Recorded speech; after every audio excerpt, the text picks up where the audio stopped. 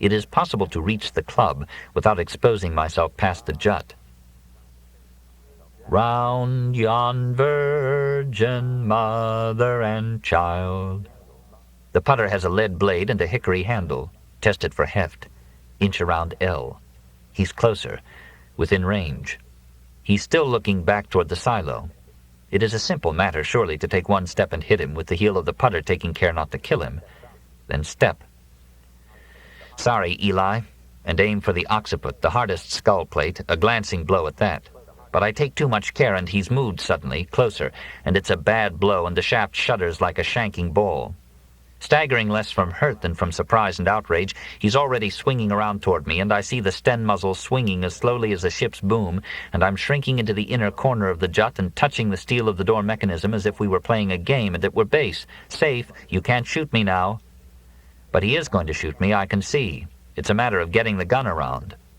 We are looking at each other. I notice that he is going bald the way some Negroes go bald, his high, studious umber forehead shading off into hair of the same color, and that he has a mustache like Duke Ellington of old, with a carefully tended gap in the middle. We are looking at each other, I knowing him and he me, and he even signifying as much, but his only care is getting the sten around, his face all screwed up with the effort, and I see all of a sudden that all he's thinking about is whether he's going to do it right, that he's exactly like a middle-aged British home guard who patrols Brighton Beach against a possible Nazi, and sure enough, here comes a Nazi. My God, he's thinking, it has happened. Here's the real thing. Here's a Nazi in the flesh. Will I do right? Why is everything in slow motion? He is shooting, too soon, and I am flinching and touching base. No fair. The steel is ringing like a hammer on boilerplate. He's got me. But as I open my eyes, he's swinging away. How did he miss me, or did he? Or, better still, how did bullets hit the outside of the steel I-beam at my elbow? Who is shooting? He's not. Wait! I'm yelling, having caught no more than one glimpse of the sorrel rump prancing sideways. Don't shoot him, it's Eli. Swinging the putter sideways and backhanded, and not having time to aim, and so of course catching Eli properly on the parietal skull, the sten swinging away now and down, and Eli going down and around with it. I drag him into the garage and test his pulse and pupils. He's all right. I still haven't had time to look at Lola, who comes in leading the sorrel and holstering her automatic in her jeans. You almost killed Eli, I tell her. Why, you damn fool, he was trying to kill you. I know, thank you. How did you know I was here? Yellow Rose and I were watching from over there. She nods toward the Joy drive-in. We saw you come crashing through the wall. Crazy Tom? What would you do without Lola? I don't know, let's get out of here. We have to yell to be heard above the racket of the Carillon with its guaranteed 5-mile radius at top volume. We three kings of Orient are. What is all that? Asks Lola, making a face. Christmas carols. Oh, says Lola, accepting it, July or not. Where are we going? Back over there, where's the horse? Yellow Rose has wandered off. Lola gives an ear-splitting whistle through her fingers, and here comes the mare, stirrups flying. I hop up. Lola jumps up behind me and gives me a big hug. Oh, Tommy, I was so worried about you. Keep worrying. The nearest cover is the drive-in with its tower of a screen and its speaker posts gone to jungle, but a good 200 yards of open plaza intervene, most of it clearly visible from the front of the church. How many Bantus are left? We light out, my legs swinging free, for the stirrups are too short, past the concrete screen and closing the cloister. Swallows nesting in the fenestry take alarm and flutter up by the hundreds. Many swallows, but no shots, no outcries, and no Bantus. Are they all in church trying to figure out what started the Carillon? The first Noel, the angels did sing. Breathlessly, we fetch up behind lianas of possum grape, which festoon the giant Panavision screen. You like to fell off, says Lola, reverting to Tyler, Texas talk. Half off, I slide down. The noble girl faces me, arms, as they say akimbo, breast heaving, color high in her cheek. What now? I explain that we'd best make our way to the motel, that indeed there is nowhere else to go. Wow, says Lola, but as quickly frowns. What about Rose? I shrug. We can't take Rose any farther. Don't worry. She loosens the girth and gives the mare a slap across the rump. Back to Tara. She'll go home. We'll follow shortly, won't we, Tom? Possibly. Sure enough, the mare takes out for the pines, straight across the plaza, head tossing around as if she meant to keep an eye on us. The firing begins when the mare reaches the drive-up window of the branch bank. Little geysers of tar erupt around her flying hoofs. Lola moans and claps her cheeks. She's made it, I reassure her. Parting the grape leaves, I catch sight of the two Bantus, one kneeling and both firing, on the porch of the church. Keep down. But she's whipped out her automatic again. What? I begin turning to see what she sees behind me. It's Victor, standing in the doorway of the Panavision screen structure. The screen is a slab thick enough to house offices. Don't shoot. I jump in front of Lola. Why not? It's Victor. Why not shoot Victor? He's got a gun. But she lowers her automatic. Here, Doc, says Victor, and tosses me my carbine. This is so you can protect your mama. I know you're not going to shoot people. I catch the carbine like old Duke Wayne up yonder on the giant screen. Thanks, Victor. Now you all get on out of here. Some people headed this way. Go to town. You take care of this little lady, too. Okay. Lola can't tell the difference between the real Victor and the fake Willard. She claps her hands with delight. Isn't Victor wonderful? Tom, let's get to Tara. No. I grab her hand. We run at a crouch through the geometrical forest of flowering speaker posts, past burnt-out thunderbirds, spavined cougars, broken-backed jaguars parked these 5 long years, ever since that fateful Christmas Eve, in front of the blank and silent screen. The lovers must have found the exit road blocked by guerrillas and had to abandon their cars and leave the drive-in by foot. In some cases, speakers are still hooked to windowsills, and we must take care not to run into the wires. No more shots are fired, and when we reach the shelter of the weeds at the rear of the Howard Johnson restaurant, I feel fairly certain we've made our escape unobserved. But why take chances? Accordingly, we follow the easement between the motel and the fence. Directly below the bathroom window, I take Lola's arm and explain to her the circumstances that prompted me to fit out the motel room and stock it with provisions for months. All the circumstances, that is, except Moira. There is some danger, I tell her, of a real disaster. Darling Tom, cries Lola, throwing her arms around my neck. Don't worry. I don't think we'll be here that long, but we can have a lovely time. Lola will do for you. We'll make music and let the world crash about our ears. Twilight of the gods. Could I go get my cello? I told you we can't go back to Tara. No, I mean over at the center. I could be back in 15 minutes. Where? At the center. Don't you remember? I played a recital yesterday before the students rioted. There was so much commotion I thought the best thing to do was leave it in a safe place over there. Yesterday? I close my eyes and try to remember. Where is it now? Ken told me he'd lock it up in his clinic. Ken? Ken Stryker, idiot. Think of it, Tommy. We'll hole up for the duration, and Lola will cook you West Texas chili margarita and play Brahms every night. Very good. I'll get the cello for you, but not just now. Now I think we better go up and join the, others. Others? Yes, other people have sought refuge here. I couldn't turn them away. Thank goodness there are 2 girls up yonder and not 1. Of course you couldn't. Who are they? My nurse, Miss Oglethorpe, and a colleague, Miss Schaffner. Ken's research assistant? She was. Should be cozy. There are plenty of rooms. I should imagine. Are you ready to go up? Can't wait. I give the sign a low, towy whistle. Above us, the window opens. 10. The girls are badly out of sorts, from fright, but even more, I expect, from the heat. After the rainstorm, they did not dare turn on the air conditioner. The sniper might be hanging around. The room is an oven. Moira is hot, damp, petulant, a nagging child. Where have you been, Chico? She tugs at my shirt. There are beads of dirt in the creases of her neck. Ellen sits straight up in the straight chair, drumming her fingers on the desk. Her eyes are as cool as Lake Geneva. The only sign of heat is the perspiration in the dark down of her lip. I thought you were going to get your mother, she says dryly, not looking at Lola. Yes, Mother, right. But Mother, you know, has her own ideas. No, Mother is in town and safe. Lola was at Tara and alone. I made her come. I jump up and turn on the air conditioner. With all the racket at the church, I doubt if anyone could hear this. Sinking down on the foot of the bed. I could use a drink. I've been shot at, locked up, pushed around. Ellen comes around instantly, sits behind me, begins probing my scalp with her rough, mothering fingers. Are you hurt, Chief? I'm all right, I say. Noticing that Lola is eyeing me ironically, thumbs hooked in her jean pockets. "Quite a nice place you have here, Tommy," she says. "Yes, well, now, here's where we stand, girls," I say, rising and pacing the floor wearily. I am, in fact, weary, but there are also uses of weariness. "I'm afraid we're in trouble," I tell them seriously, because it is true, but also because there are uses of seriousness. The three girls make me nervous. "As I believe all of you know, there is a good chance of a catastrophe this afternoon, of national, perhaps even world proportions. You asked about my mother, Ellen. Here's what has happened." Everyone is feeling serious and better. The air conditioner blows cold fogs into the room. Hands deep in pockets, I pace the floor, eyes on the carpet, and give them the bad news, reciting the events of the day in sentences as grave, articulate, apocalyptic, comforting as a CBS commentator. Now, swinging a chair around, I sit on it backward and give the girls a long, level-eyed look. "And that is by no means the worst of it.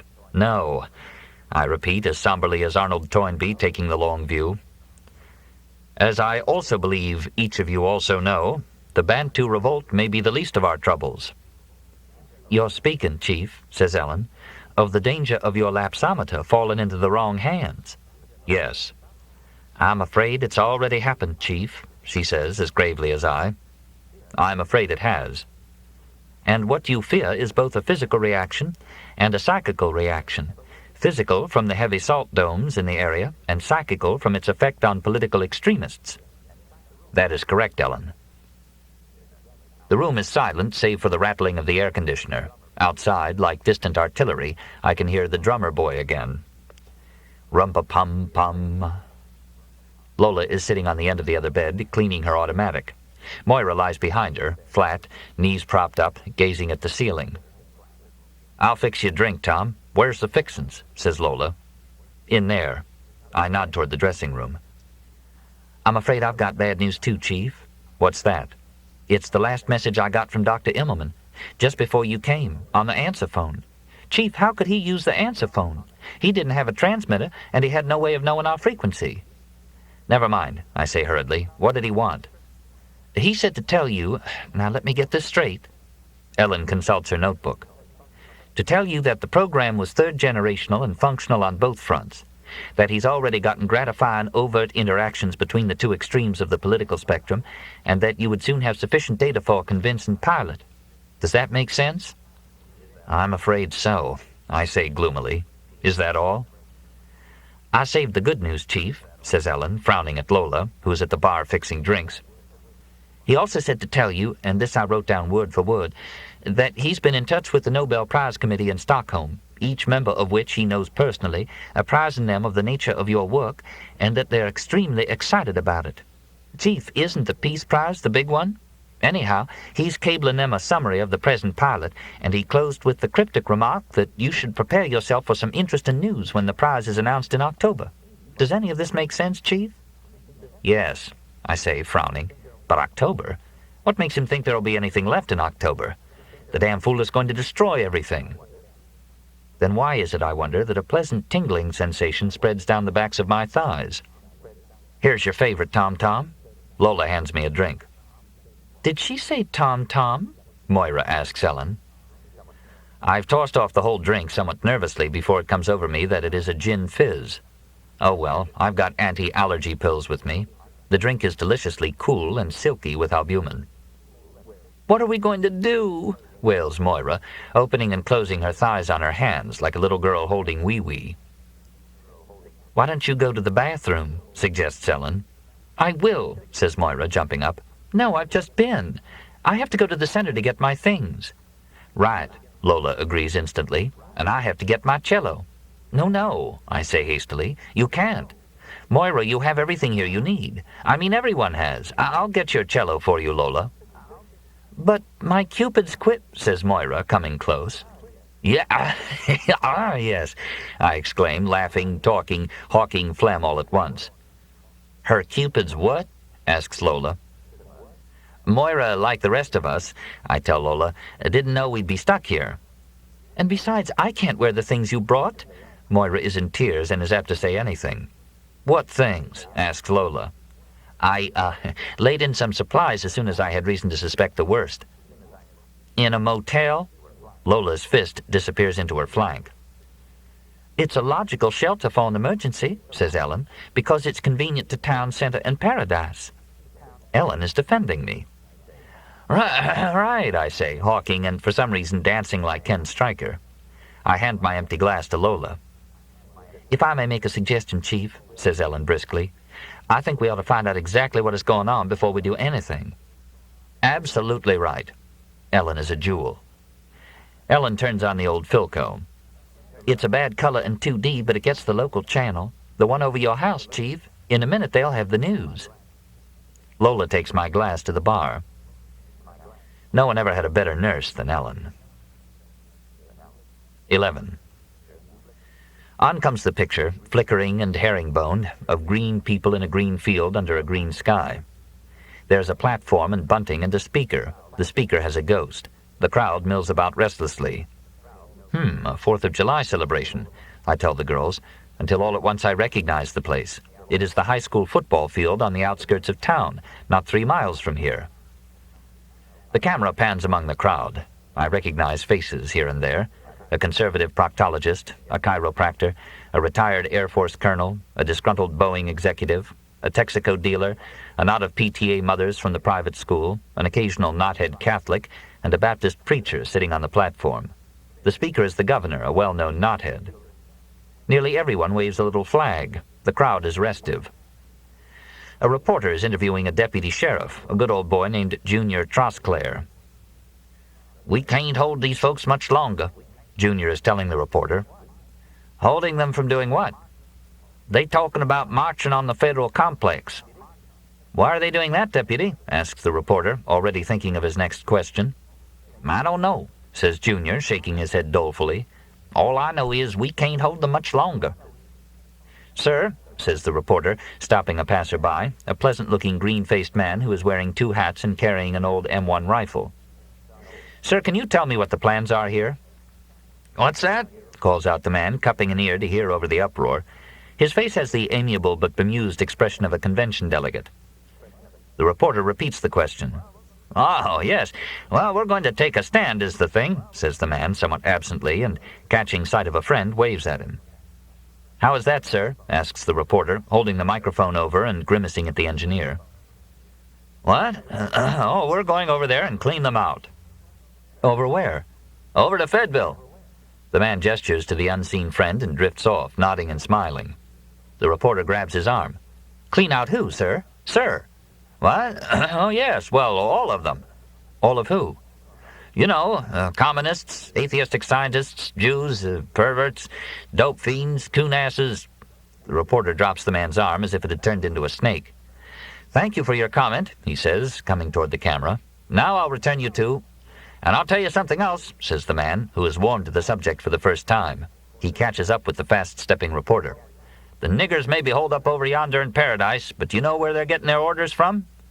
No, sir. We'll have a message from the White House, otherwise known as the Tel Aviv Hilton on Pennsylvania Avenue. Yes, sir. Take it, David. During the exchange, I've been watching another reporter with transmitter and backpack passing with his ghost among the crowd. But no, it is Art Immelman. A green art plus a green ghost of art. No doubt about it. There's the old-fashioned crew cut and widow's peak. And he's carrying not a microphone, but my lapsometer. And he's only pretending to do interviews, holding the device to people's mouths only when they're looking at him, otherwise passing it over their heads or pressing it into the nape of their necks. That's Dr. Immelman, cries Ellen, jumping up and pointing to the flickering screen. But at that moment the newscast ends and the afternoon movie resumes, a rerun of a very clean film, which I recognize as The Ice Capades of 1981. Did you see him, Chief? It did look like him. And he had your invention. It did appear so. Moira comes out of the bathroom, face scrubbed. I'm leaving, she announces, and strides for the door. Wait! I jump against the door, blocking her. You can't go out there. I'm going to get my Cupid's quiver and my own clothes. That is, if I come back. Get her what? Asks Lola. You can't leave just now. It's too dangerous. I must get my own clothes. What does she mean, her own clothes? Asks Lola, frowning. We may be here quite a while, Lola, I explain earnestly. Yes, says Moira. Chico and I had plans to stay only for the weekend. Weekend? Chico? Lola has risen slowly and stands, one fist on her hip, pelvis tilted menacingly. Who is this Chico? Ha! I laugh nervously. I'm sure everybody's plans for the 4th were spoiled. I'll tell you what, I say quickly to Moira. Give me your key and I'll go for you. Now it's Lola who heads for the door. Out of my way, Chico. I'm going too. I have to get my cello and look after my horses. A horse you can trust. I'll get your cello too, Lola. It's in love, didn't you tell me? Both girls confront me. Well, are you moving out of the way, Tom? Lola asks. I shrug and step aside. Out they go. I may not be back, says Moira over her shoulder, and back they come, reeling back as if blown in by a gale. This book is Out they go. I may not be back, says Moira over her shoulder, and back they come, reeling back as if blown in by a gale. They slam the door and stand, palms against the wood, eyes rolling up. 2 girls, they truly seem, and very young. Lola swallows. He's there. Who? A Bantu. I peep through the curtains. It is Eli in his Kungali, standing with his Sten gun in the shadow of the opposite balcony. I recognize the classy Duke Ellington forehead. He is looking right and left, but not up. I'll go, okay, I say wearily, holding out a hand for Moira's key. Lola, take your automatic and sit here. Ellen, take my revolver and sit there. Moira has collapsed on the bed where she lies opening and closing her knees. Why don't you go to the bathroom, dear? Says Ellen. Moira obeys. She gives me her key without a word. When she comes out, I open the bathroom window. Lola follows me. How are you going to get my cello through that window? I'll put it in a safe place downstairs. What about the Bantu? If he comes up on the balcony, shoot him. Very well, Chico, says Lola sarcastically. Just you be careful with my cello, Chico. I switch off the air conditioner. Sorry, girls. Be careful, Chief, whispers Ellen, helping me through the window. Absently wetting her fingertips with her tongue, she smooths out my eyebrows with strong mother smoothings. Before leaving, I give each girl a light chloride massage over Brodmann 32 and pineal layer 1 to inoculate them against a heavy sodium fallout, an unlikely event in the next few hours, but who knows? After treatment, each girl looks so serene, both alert and dreamy-eyed, as sleepy and watchful as a waking child, that I do the same for myself. 12. A gaggle of unruly left students mill about the main gate of the Behavioral Institute.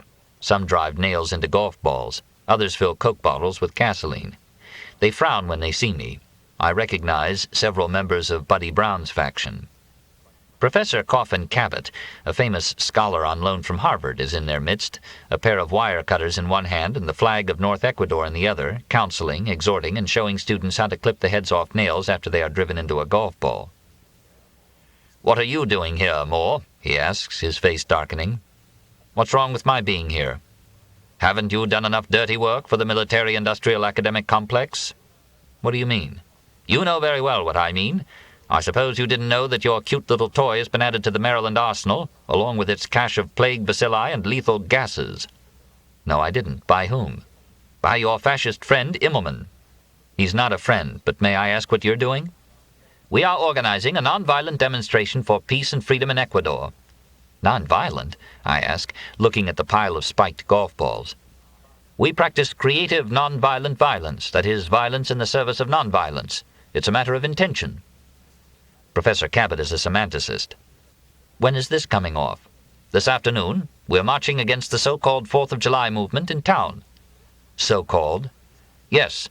We recognize only the 5th of July movement, named in honor of the day Jorge Rojas parachuted into the mountains of South Ecuador." "Jorge Rojas?" "Of course. He's the George Washington of Ecuador, the only man beloved North and South, and the only man capable of uniting the country." "But didn't he kill several 100,000 Ecuadorians who didn't love him?" "Yes, but they were either fascists or running dogs or lackeys of the American imperialists. Anyhow, the question has become academic." "How is that?" "Because those who are left do love him." I scratch my head. "Why are you carrying that flag?" "Because North Ecuador stands for peace and freedom." "But aren't you an American?" "Yes, but America is a cancer in the community of democratic nations. Incidentally, Moore, my lecture on this subject last month in Stockholm received an even greater ovation than it got at Harvard.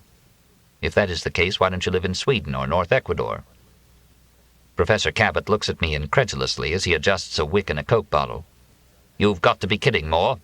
No. He stands up, looks right and left, and says in a low voice, Do you know what I'm pulling at Cambridge? No. 100,000 a year plus 200,000 for my own institute, and Berkeley offered me more. What do you think of that? Very good, I reply sympathetically, setting as I do as high a value on money as the next man. Say, why don't you join us, Moore? Asks Coffin Cabot impulsively. No, thanks. I've got to pick up a cello. For some reason I blush. Cabot grins. That figures. Fiddling while Rome burns, eh? No. The fact is there are 3 girls over there in the motel. What? Never mind. I was on the point of telling him about the dangers of the misuse of my invention when I catch sight of... It can't be, but it is. There, over Coffin Cabot's shoulder, moving about among the students with my lapsometer, is Art Immelman. Excuse me, I murmur, but Cabot is already preoccupied with the next batch of golf balls and does not notice Art. I watch him. Art Immelman, it soon becomes clear, is demonstrating my device to the students as the famous fake prop of the pit, laughing and shaking his head at the preposterousness of it, like a doctor unmasking the latest quackery. The students laugh. Yet as he does so, he makes passes over the students' heads.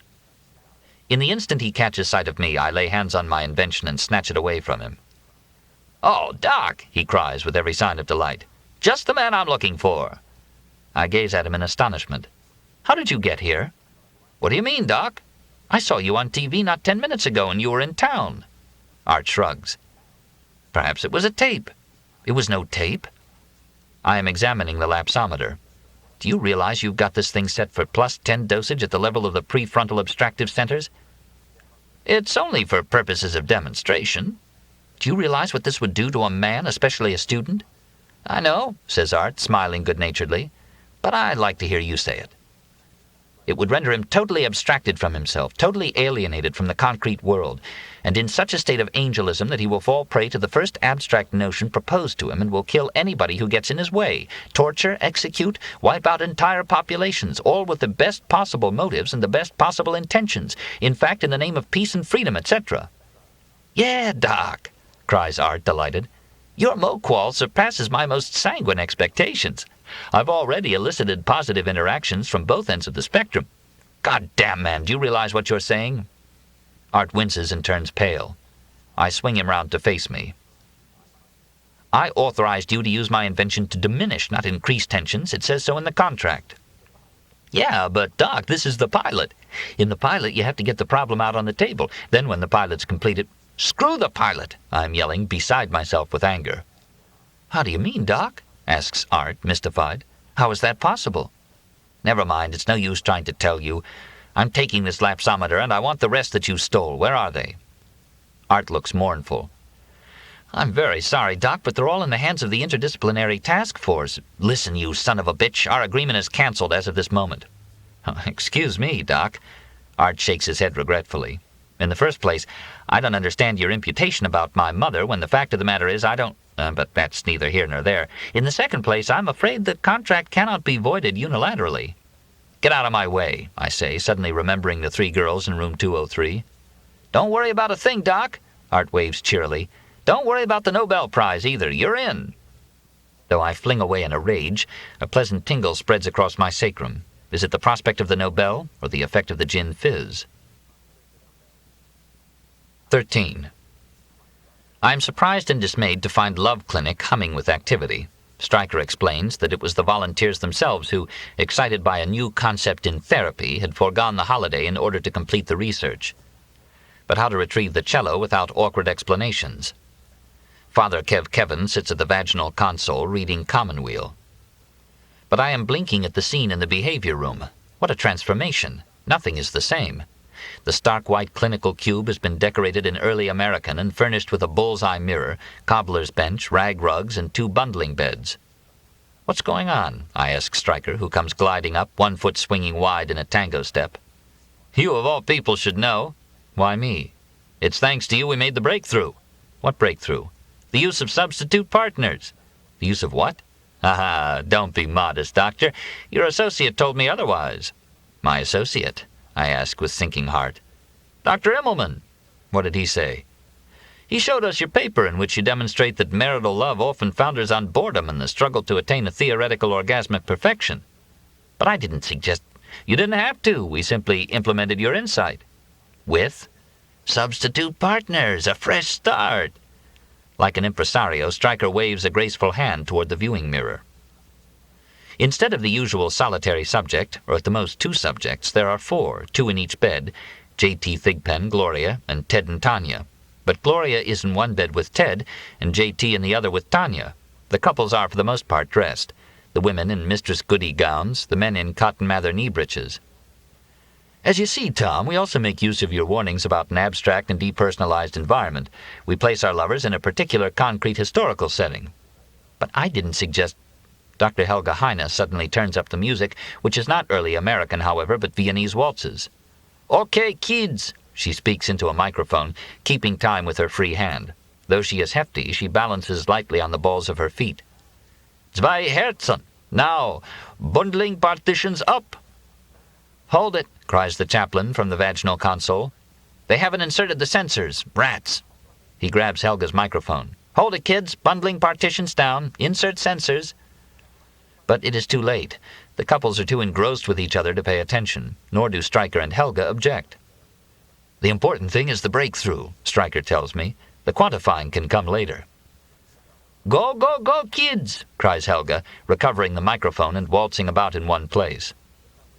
"Don't fret, Kev." Stryker tries to soothe the distraught chaplain. "We'll have the film, and there'll be more sessions to collect data." The chaplain stamps his foot and rends his commonweal. "I wish somebody would tell me why we're paying these people." But Stryker is standing beside Helga, the 2 of them suddenly quiet as they watch the lovers. "Wow," says Stryker, lips parted. "And how?" says Helga. They look at each other. "Are you thinking what I'm thinking?" asks Stryker, touching Helga's elbow. "The chicken room?" asks Helga softly, her eyes radiant. Linking arms, they disappear through the doorway of the observer stimulation overflow area. But wait, that's where the cello is.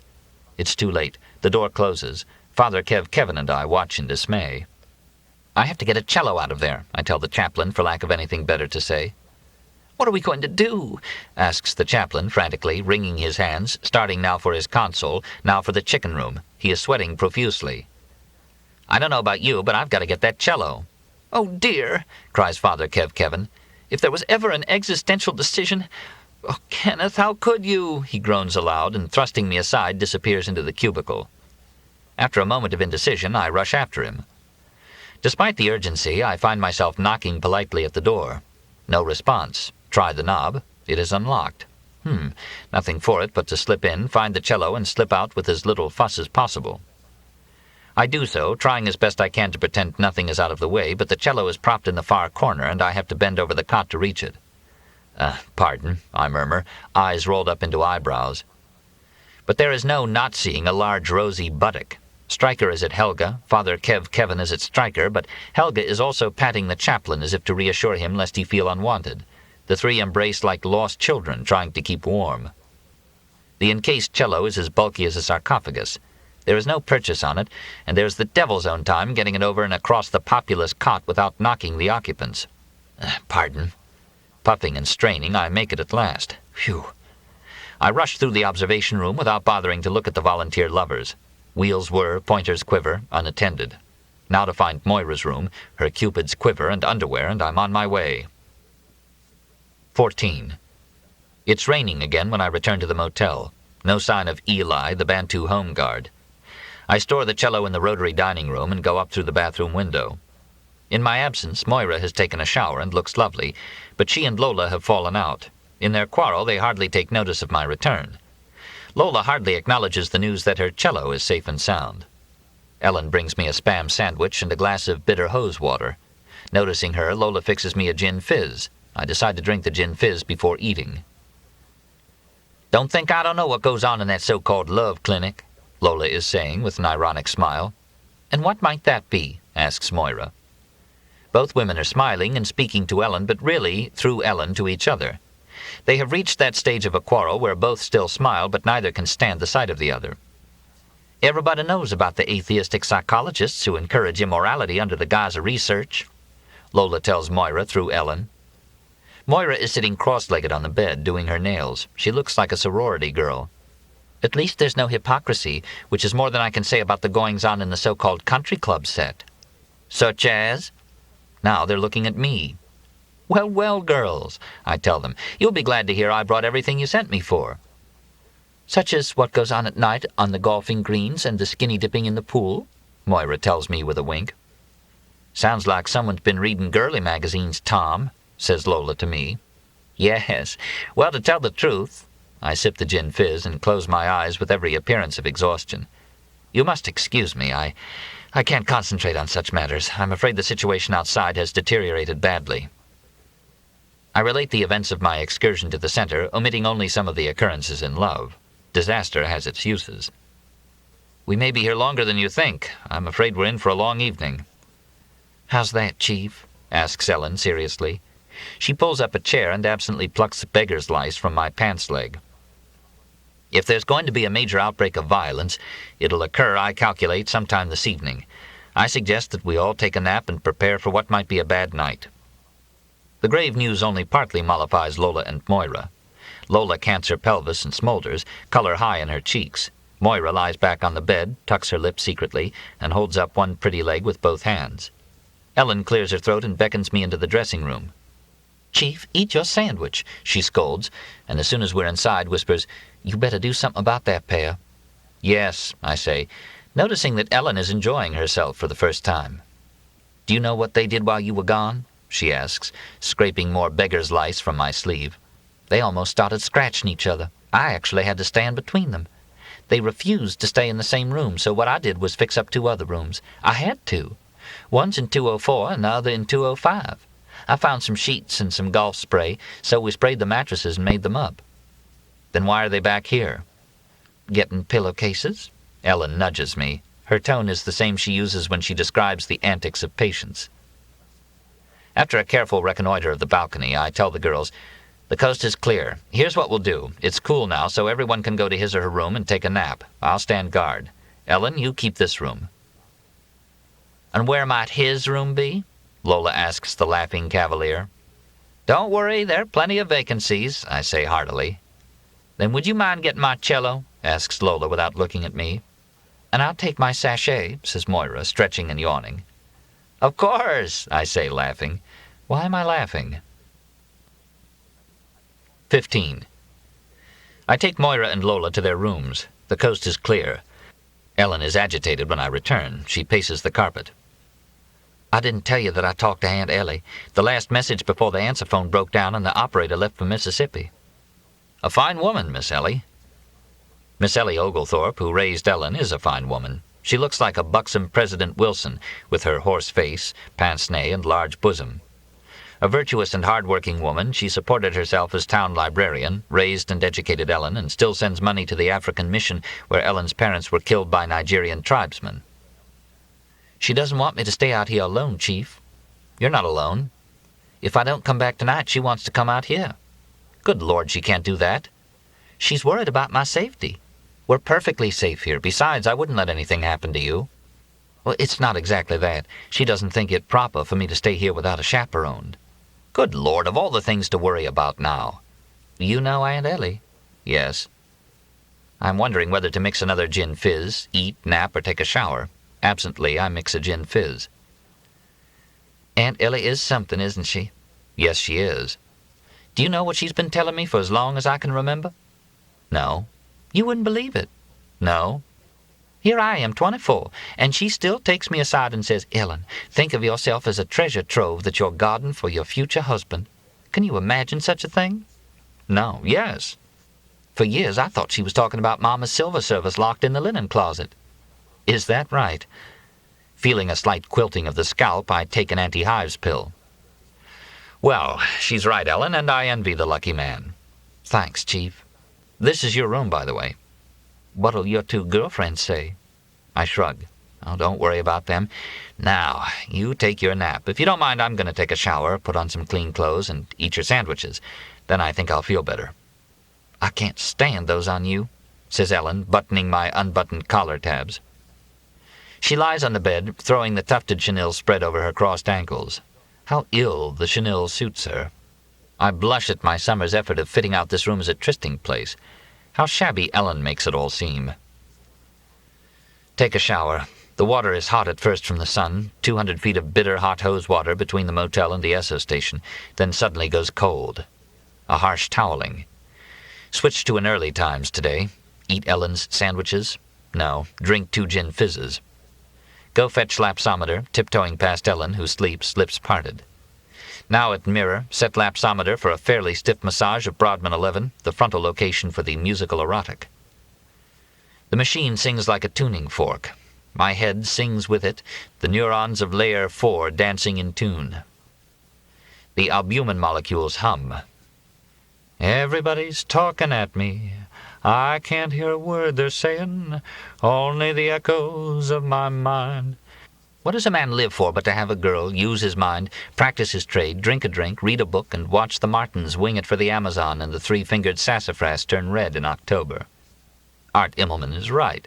Man is not made for suffering, night sweats, and morning terrors. Doctor, heal thyself, I say, and give Brodmann 11 one last little buzz. I feel much better, full of musical erotic tenderness and gin fizzes and bourbon, but fresh and clean and ravenous as well. I eat more of Ellen's sandwiches. Time to fetch Lola's cello from the rotary dining room. The motel seems deserted. No activity at the church except for the carols still booming across the empty plaza. A partridge in a pear tree. July or not, it all comes back, the old pleasant month-long Santa Claus store window Christmas. It wasn't so bad, really, the commercial Christmas. A month of Christmas Eves, stores open every night, everyone feeling good and generous and spending money freely, handsome, happy Americans making the cash registers jingle, the nice commercial carols, Holy Night and soft-eyed pretty girls everywhere. The carol stops in mid-phrase. Someone has finally found the control panel. 16. The rain slams in sheets against the windows of Lola's room. It is a small tropical storm. Lola plays a Dvorak Slavonic dance and ducks her head to its little lilt and halt and stutter and start again.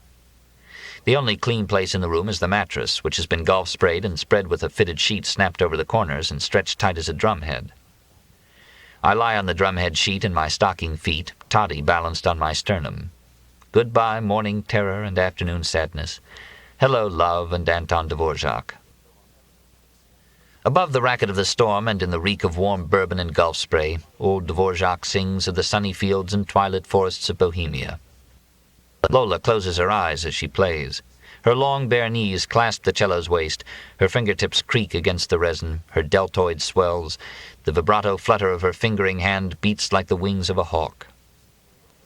3 French hens, 2 turtle doves, and a partridge in a pear tree, shrieks the carillon like a wind in the storm. Some damn fool has started it up again.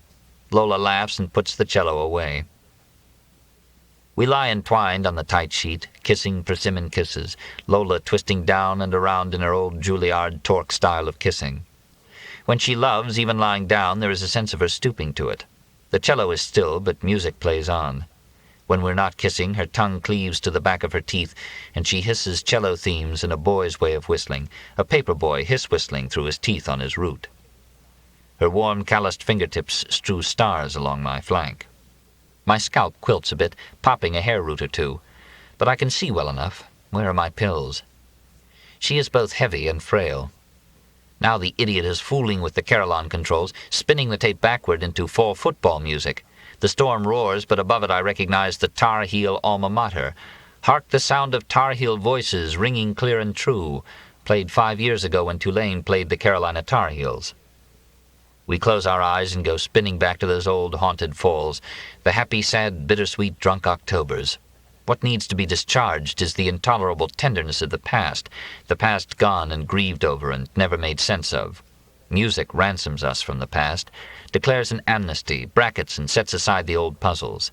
Sing a new song, start a new life, get a girl, look into her shadowy eyes, smile. Fix me a toddy, Lola, and we'll sit on the gallery of terror, and you play a tune, and we'll watch evening fall and lightning bugs wink in the purple meadow. Our heads lie in each other's arms. My hand explores the tender juncture of her frailty and strength, a piece of nature's drollery, the flare of ribs from the massive, secret paraspinal muscle columns. "We'll live at Tara," says Lola past my arm in the prosaic casting-ahead voice of a woman planning tomorrow's meals. "While I'm showing horses and playing concerts, you can do your researches. You can have the garçonniere for your laboratory." Lying cheek against the warm slump of her biceps, I am perceiving myself as she sees me, an agreeable H.G. Wells 19th-century scientist type, doing my researches in the handsome outhouse of Terra, maybe working on a time machine and forgetting time the way great inventors do, so she has to remind me to eat, bringing a tray of collard greens and cornbread to the lab. "Darling, you haven't eaten all day." So I take time off to eat, time off from my second breakthrough and my second Nobel. Afterwards, we sit on the gallery, and Lola brings me toddies and plays Happy Old Haydn, whose music does not brook one single shadow of sadness. Then we'll go to bed, not in the bunker to watch the constellations spin in their courses, but upstairs to the great four-poster, the same used by Rhett Butler and Scarlett and purchased by Vince Marsalia at the MGM prop sale in 1970. Perhaps I'll even work at night.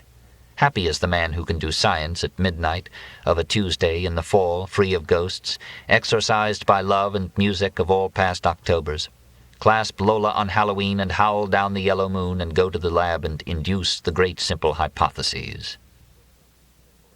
The rain slackens but still drums steadily on the orange tile roof of Howard Johnson's. "You're so smart," says Lola, giving me a hug. "And you're a fine girl." I speak into the sweet, heavy slump of her biceps. "What a lovely, strong back you have. It's good being here, isn't it?" "Lovely. You're such a good girl, and you play such good music." "Do you really think I'm good?" She lifts her head. "Yes," I say, frowning, realizing I've stirred up her Texas competitiveness. She's told me before about winning regional cello contests in West Texas. "How good?" "At music? The best," I say, hoping to make her forget about it and locking my fingers in the small of her back, a deep, wondrous swale. But her horned fingertips absently play a passacaglia on my spine as her mind casts ahead. "You know what I think I'll do?" "What?" "Enter Yellow Rose in the Dallas show." "Good. At least she's off music contests." "Then take up Billy Saul on his idea of a winter tour." "You have a truly splendid back. What a back! It's extremely strong." "That's nothing. Feel this." So saying, she locks her legs around my waist in a non-erotic schoolboy's wrestling hold and bears down. "Good Lord," I say, blinking to clear the fog from my eyes. "What do you think of that?" "Amazing. Nobody ever beat Lola at anything." "I believe you." Sometimes I think that men are the only single-minded lovers, loving for love, that women love with the idea of winning either at love or cello playing or what. "Billy Saul, winter tour?" "Yes, darl. You want Lola to keep up her music, don't you?" "Sure. This is Lola's big chance." Up and down goes the fingering hand, warm as a horn on my backbone. "Chance to do what?" Billy Saul, it turns out, is Billy Saul Simpson of the music department at Texas A&M, who has offered her the junior swing for starters. It's a tour of the junior colleges of Texas, of which there are 40 or 50. With himself, Billy Saul is her accompanist. After that, who knows? Maybe the senior circuit. Baylor, TCU, SMU, and such like. "Well, I don't know," I say, thinking of this guy Billy Saul squiring her around Beaumont Baptist College and West Texas Junior College at Pecos. Should I trust her to a Texas A&M piano player? "Shoot, you ought to see Billy Saul. Just a big old priss-pot, but a real good boy. He's been wonderful to me." "I'm glad." "Don't you be like that. You want me to squeeze you again?" "No." "Anyhow, you're coming with us. You'll need a break from your researches." "Yes." All of a sudden I feel happy again. For a fact, it doesn't sound bad at all, swinging out through all those lost, lonesome Texas towns, setting up in Alamo Plaza motels and bejeweled in the dusk under those great, empty, heart-stopping skies. A few toddies, and I'll sit in the back row of the LBJ Memorial Auditorium behind rows of fresh-eyed, clean-necked, short-haired, God-believing Protestant boys and girls, many dumb, but many also smart the way Van Cliburn was smart, who came from Texas too, making straight A's at everything and taking the prize in Moscow, while big, prissy Billy Saul tinkles away on the Steinway, and Lola clasps her cello between her knees and sends old Brahms singing out into the great God-haunted Texas night. And afterwards eat a big steak and drink more toddies and make love and watch Japanese 3D science fiction late movies. Dear God, I hope Lola won't develop an obsession about winning horse shows and music contests the way Doris got hooked on antiques, Englishmen, and Hindu religion. I must have been shaking my head, for she raises hers and looks at me. What? But I don't tell her. Instead, I remind her that if worst comes to worst this afternoon, there may not be any horse shows or junior swings through Texas. Oh, you're right, she says, feigning gravity. She doesn't really believe that anything could go wrong with the USA, or at least with Texas. Her fingering fingers drift off my back. She's asleep. Her breath comes strong and sweet in my neck, as hay-sweet as her sorrel mare's. Carefully, I ease myself free of her slack, heavy, frail body. What a strong, fine girl. If worst came to worst, she and I could rebuild Terra with our bare hands. 17. Chief, the news is worse. Ellen watches me as I fix 2 gin fizzes. Don't you think you're firing the sunset gun a little too early and too often? What has happened now? There are riots in New Orleans and riots over here. The students are fighting the National Guard, the lefts are fighting the knotheads, the blacks are fighting the whites. The Jews are being persecuted. What are the Christians doing? Nothing. Turn on the TV. It's on. The station went off the air. Then they've taken the transmitter, I say, half to myself. What's that, Chief? Nothing. Did you enjoy the concert? What concert? Oh, yes. I heard from Dr. Immelman again. How did you hear from him? On the answer phone. I thought you said it was dead. It was. I don't understand it. What did he say? He said to tell you it was going to happen this afternoon. It? He said you would know what that meant. The gin fizz is good. Already the little albumin molecules are singing in my brain. My neck is swelling. I take a pill to prevent hives. What else did he say? That if anything happens, we're to stay here. That we're safe with you because you can protect us with your lapsometer. He said you should watch and wait. Watch for what? He said you would know. Signs and portents, he said. He told me don't go back and get your coat. Did he say how long we should wait here? He said it might be months. Did you ask him about your aunt and my mother? He said they would be fine. Chief, do you know what's going to happen? No, at least I'm not sure. What are you going to do? Right now I have to see how Moira is. Well, excuse me. What's the matter?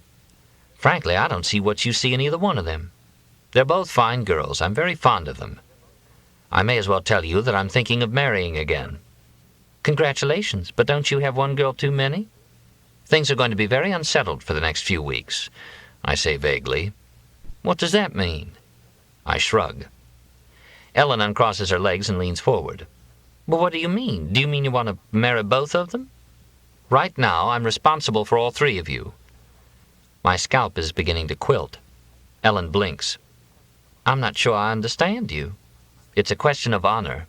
Honor? I don't believe a man should trifle with a girl. Well, yes, but... However, if a man's intentions are honorable... if a man intends to marry a girl... But, Chief, there are 2 of them. It's still a matter of intentions, I say, feeling scalp hawsers pop. You mean you're going to marry both of them?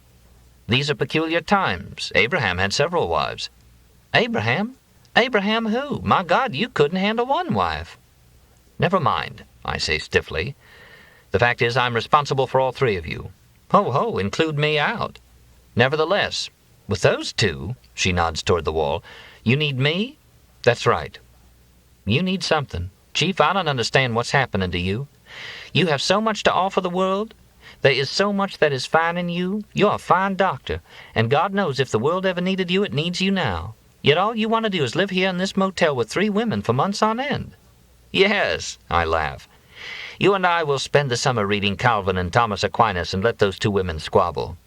Not me, big boy. I'm leaving this afternoon. You can't. You heard what Art said. It's Art who's picking me up. What? Dr. Immelman offered me a job. Doing what? As his traveling secretary. What in hell does that mean? He's going to Sweden to coordinate your Moqual program. You and Art Immelman in Sweden? What's wrong with that? That's the goddamnedest thing I ever heard. Your cursing doesn't help the situation. You don't want to go with him. No, I don't, Chief, says Ellen quietly. She sits bolt upright at the desk, starchy as a head nurse on the morning shift, eyes blue as Lake Geneva. Stay with me, Ellen. Things will settle down. We'll go back to work. Somebody will have to pick up the pieces. Ellen is silent. Well? There would have to be some fundamental changes before I would stay, she says at last. Changes? What changes? You figure it out, Chief. What does she mean, I wonder, as I give myself a light lapsometer massage, firming up the musical erotic as well as pineal selfhood? A better question, why do I want all three women? For I do. I can't stand the thought of losing a single one. How dare anyone take one of my girls? Stepping out into the silvery rain, I notice a Bantu squatting cross-legged atop the joy screen, looking toward the center with a pair of binoculars. The carillon has jumped back to Christmas. Silent night, holy night. 18. Moira sits on the bed reading Cosmopolitan. Damn, I wish she wouldn't. I brought Rod McEwen and some house and home magazines for our weekend at Howard Johnson's, but no, she has to bring Cosmopolitan. Why? Because of Helen Gurley Brown, her favorite author. She's reading an article of Helen's now, Adultery for Adults. Damn. For years now, Helen has been telling girls it's all right to screw anybody you like. But what if she likes Buddy Brown? I hand her House and Garden. You shouldn't read that stuff. Why not? It's immoral. She shrugs, but takes House and Garden. You didn't mind my reading it before. That was before. What's wrong with my reading it now? Everything. What's the difference? It's a matter of intention, I begin, but she's not listening. Something in House and Garden has caught her eye. I can't decide which I like better, the Now look or the Vermeer look. What is the Vermeer look? You know, Dutch doors with the top open, everything light and airy, tile. Very good. Myself, I've always been partial to the outdoor-indoor look, green leaves in the kitchen, a bedroom opening to the treetops. We had that. I sit on the foot of the bed. Don't you love this kitchen? Yes. Moira must have had a nap. At any rate, she's rosy and composed, her old thrifty self.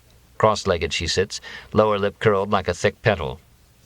Above her perfect oval face, a face unwounded, unscarred, unlined, unmarked by sadness or joy, the nap of her cropped wheat-colored hair invites the hand against its grain. My hand brushes it. My heart lifts. I'm in love.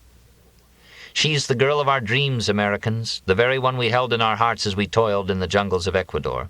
She is. Sitting scrunched over and humpbacked, she is beautiful despite herself. Calf yoga-swelled over heel, one elbow propped, the other winged out like a buzzard for all she cares. Prodigal she is with her own perfection, lip tucked, pencil scratching her head. She holds herself too cheap, leaves her gold lying around like bobby pins. My throat is engorged with tenderness.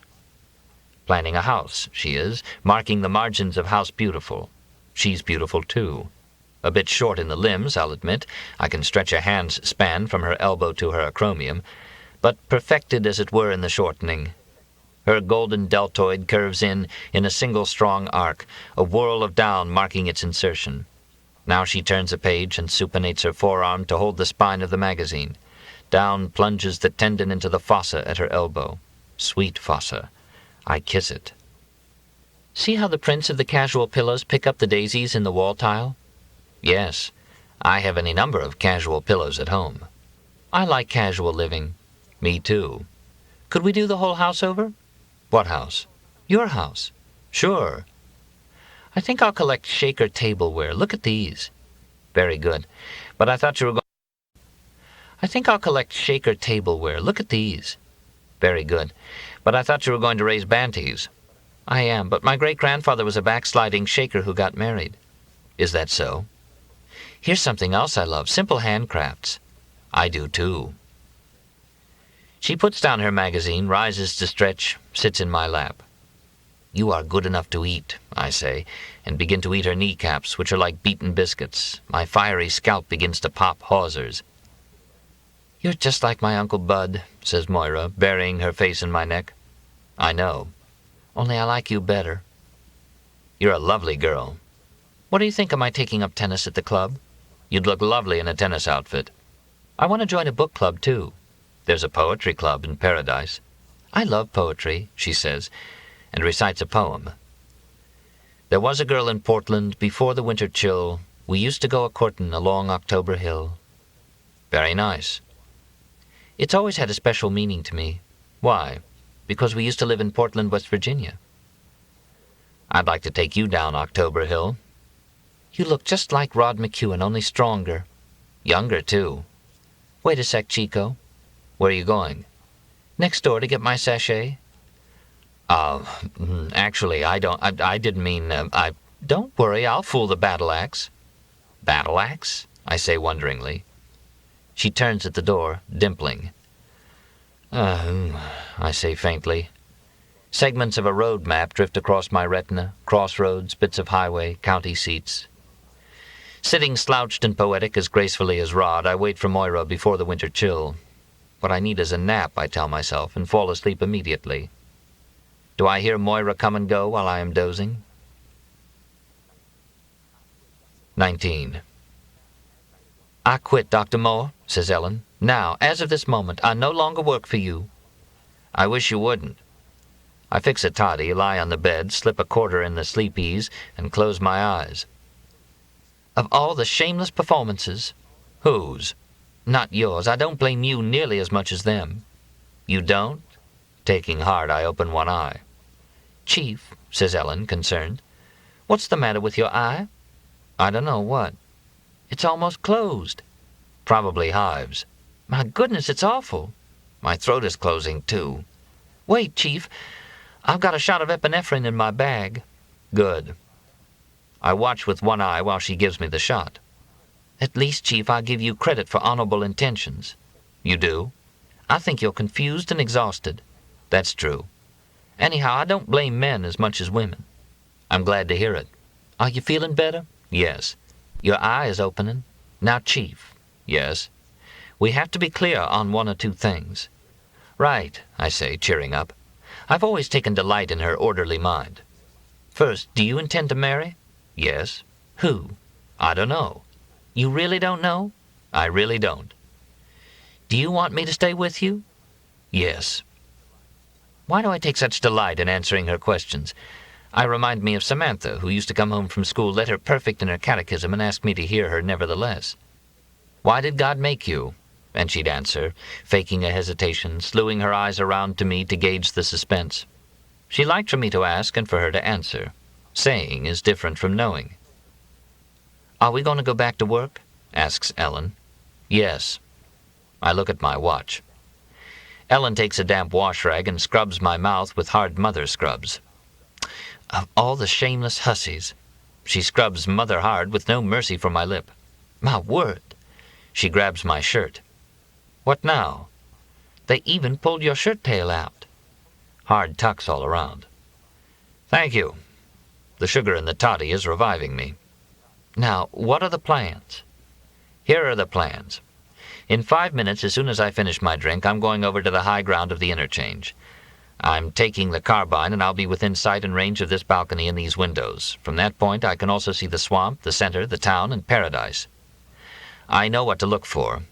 It should be open by 7 o'clock. If you need me here, wave this handkerchief in the window, and shoot anybody else who tries to come in." "Right, Chief." "After I leave, you can collect the others and bring them in here."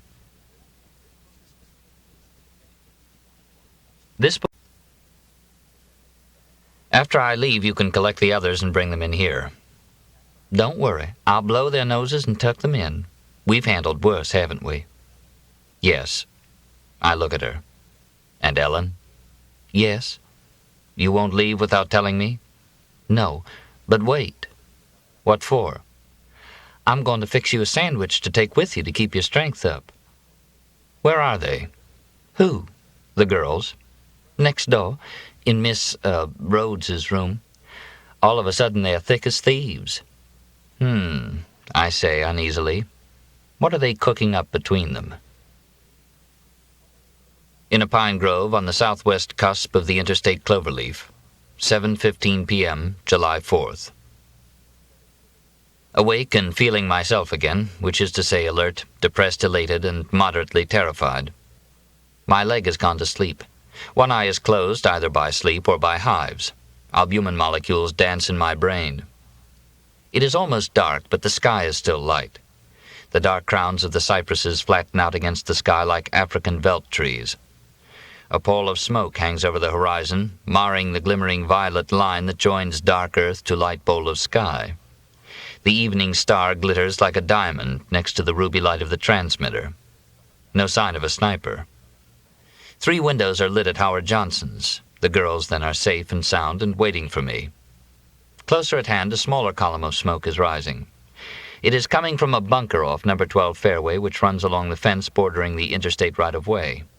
The Lynx lights are on, sodium vapor arcs concealed in cypresses and Spanish moss, which cast a spectral light on the fairway and big creeping shadows in the rough. 2 police cars are parked on the shoulder. A small crowd stands around the bunker, gazing down. Forgetting about my leg, I shoulder the carbine, stand up to start down the slope, and fall down. The exposed leg between shoved-up pants and fallen-down socks is ghostly and moon-pocked. I touch it. It feels like meat in the refrigerator. I wait until the tingling comes and goes. The smoke is coming from the sand trap under the bunker. Charlie Parker, the golf pro, stands watering the sand with a hose. PGA officials run back and forth between Charlie and his official tower, which also holds camera crews and floodlights. Players watch from their carts. One player, swinging his sand wedge, stands beside the bunker. There are people from the center in town. I recognize Max Gottlieb, striker, a Baptist chiropractor named Dr. Billy Matthews, Mercer Jones, a state trooper, Dr. Mark Habib, a center psychiatrist, Elroy McPhee, a humble geologist and a moderate Episcopal knothead, Moon Mullins, a Catholic slumlord and Pontiac dealer. "What do you say, Doc?" says Charlie, as if we were teeing off on an ordinary Sunday morning. But I notice that his hand is trembling and his jaw muscles pop. "All right, Charlie. What are you doing?" "Do you hear what that goddamn PGA official said to me?" "No." "He said there was no rule in the book to cover this, so I had to put the fire out." "No rule to cover what?" "A ball in a burning sand trap." "Is that what's holding up the game?" "I got to put the son of a bitch out."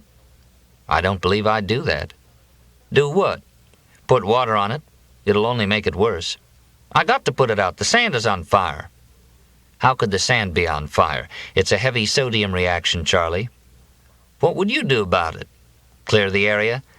The smoke contains heavy sodium vapor and could be extremely dangerous, especially if a wind should spring up." Charlie makes a sound. With the thumb and forefinger of his free hand, he flings something, tears, from his eyes. "What's wrong, Charlie?" "What's wrong?" repeats Charlie. He gazes sorrowfully at the sand trap into which he directs the stream from the hose in an idle, ruminative way, like a man pissing into a toilet. "The greatest event that ever happened to this town, to this state, the Pro-Am, gets to the finals. 40 million people are watching on Stereo V. 9 out of the top 10 all-time money winners and crowd pleasers are on hand. $500,000 in prize money has been raised.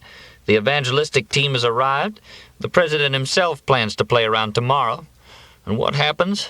The goddamn bunkers catch on fire." "You mean more than one?" "All of them, man." "That figures," I say absently. "Charlie, it's not the sand that's burning, and the water will only—" "Don't tell me the sand is not burning," cries Charlie, dashing tears from his eyes with thumb and forefinger. "Look." Fortunately, a brisk breeze from the north is blowing the smoke straight out to the swamp. "Mercer, do you have a bullhorn in your car?" I ask the state trooper.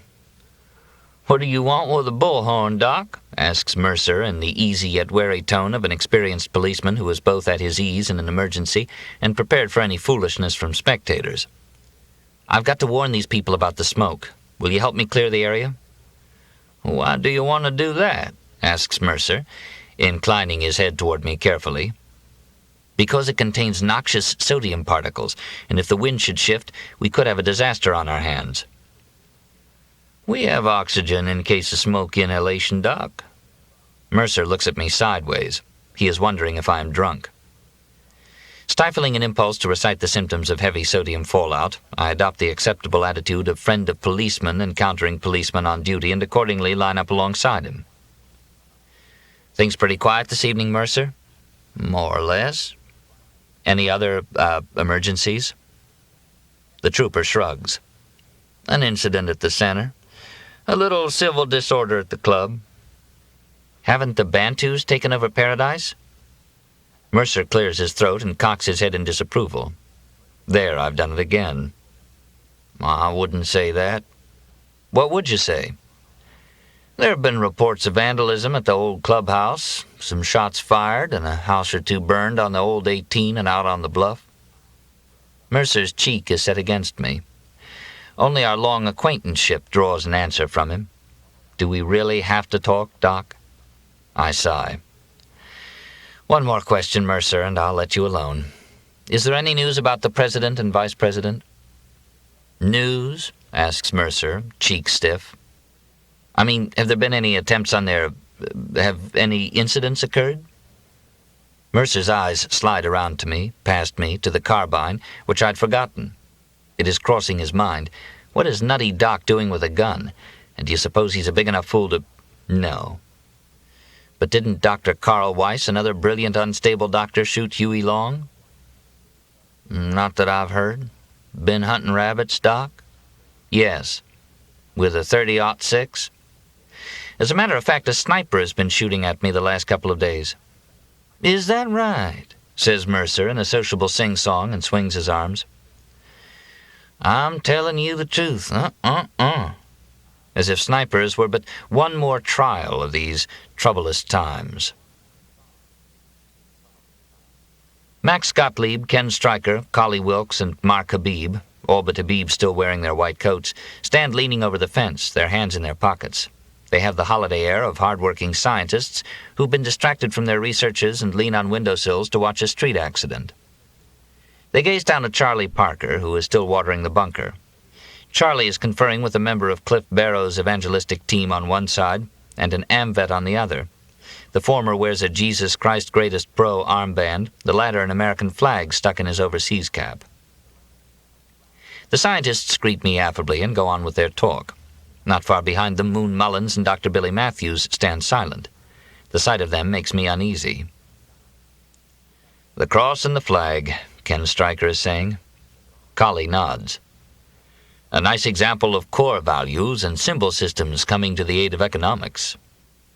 The most potent apprasive signs in our semiotic, says Dr. Mark Habib.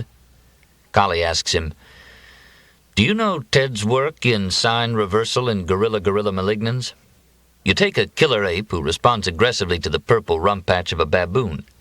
He can be reconditioned by using isurgeon B to respond to the same sign without aggression, with affection, in fact. Peace, says Habib, laughing. Maybe we could use electrodes here, Max. He nods toward the trio in the bunker, but Max only shrugs. His mind is elsewhere. Right, Tom? Habib turns to me. I couldn't say. Come on, Tom. Habib persists, nodding to the crowd. You're perceptive? Perceptive? I perceive you are suffering from angelism, I say absently. Oh, cut it out. I was talking about the behavior over there. I was talking about you. Me? You're abstracting and withholding judgment. I'm a scientist. We don't judge behavior, we observe it. That's not enough. I stagger a bit. Blow, hold, or cocked. Huh? How's that? I mean, blow hot or cold, but not... The road map, I notice, is breaking up again. Stretches of highway come loose, float across the sky. Are you all right? Asks Mark, taking my arm. Tom? Max comes close on the other side, puts his arm around me. What good fellows. It's all right, Max, but it's happened. What's happened? You know damn well. I'm not quite sure. This. I point to the smoking sand. Collie thinks it's a fire in the sulfur dome. It's a slow sodium reaction, and you know it. Oh. Max drops his arm.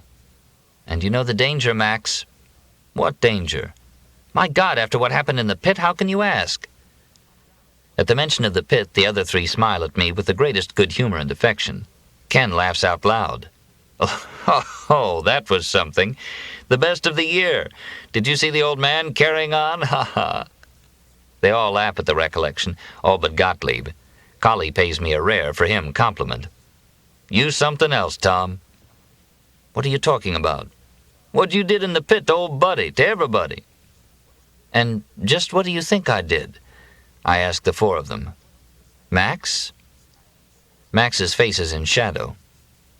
Well, Max? You always did have a gift for hypnotherapy, Tom. For Christ's sake, do you think I hypnotized them? Well, you take 400 overworked, dexed-up, strung-out students at the end of the year. Max breaks off. And what about my invention? I thought it was an extremely effective objective correlative, says Ken warmly. Objective correlative, my ass. I turn to Max. Max, I'm putting it to you.